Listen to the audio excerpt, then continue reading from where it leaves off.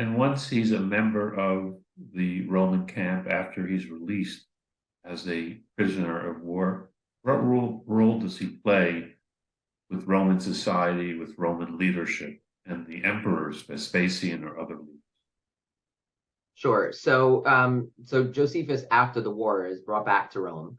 And this is where historians are divided as to how exactly to characterize Josephus's role within Roman life. An older view took Josephus sort of as a client of the Flavian dynasty. Flavian dynasty basically consists of three emperors in succession: Vespasian, who rules until the year 79 CE, his son Titus, who rules from 79 until 81, Titus's brother Domitian, who rules from 81 to 96. So an older view took Josephus basically as a client of the Flavian dynasty, whose role essentially is to write on their behalf propaganda celebrating the defeat of the Jews, perhaps speaking to Jews, but certainly celebrating through the writing of propaganda.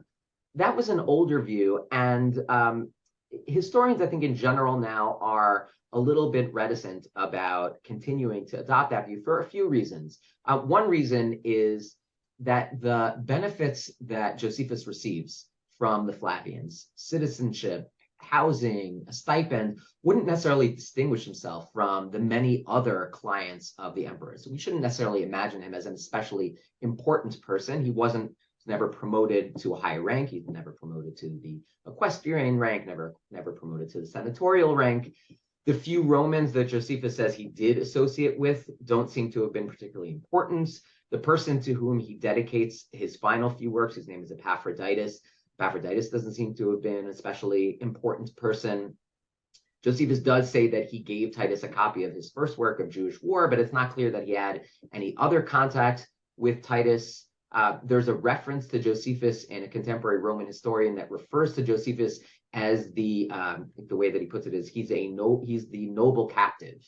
So he was remembered by contemporaries as a captive, not as an emerging, really important member of the elite aristocracy. That's sort of the old view. I think that the more persuasive view actually takes Josephus not as a propaganda microphone on behalf of the Roman emperors, but rather actually as an advocate on behalf of the Jews to Roman society. And this, I think, is a theme that crosses Josephus's works, that basically Josephus becomes an apologist on behalf of the Jews. He's someone speaking to his Roman audience on behalf of the Jews, rather than speaking to Jews on behalf of a Roman audience. And one of his larger arguments on behalf of the Jews to the Romans, both to the emperors and to his Roman society, is that Jews actually are the best of the Romans. This is the way that one historian has put it, that Jews were the best of the Romans. And the way that Josephus describes this is that by being loyal to their Jewish tradition, it turns out that the Jewish tradition and Roman values intersect exactly. And so therefore, the Romans shouldn't blame the Jews for having rebelled against them, because in fact, Jews and Romans share so much in common, and that it's by being loyal to Judaism that Jews actually end up being loyal to Rome and to the emperor. That really is the way in which Josephus talks about Judaism, and it seems like that's maybe a more faithful understanding of Josephus's place within Roman society and the message that he seeks to promote to them and to the emperors.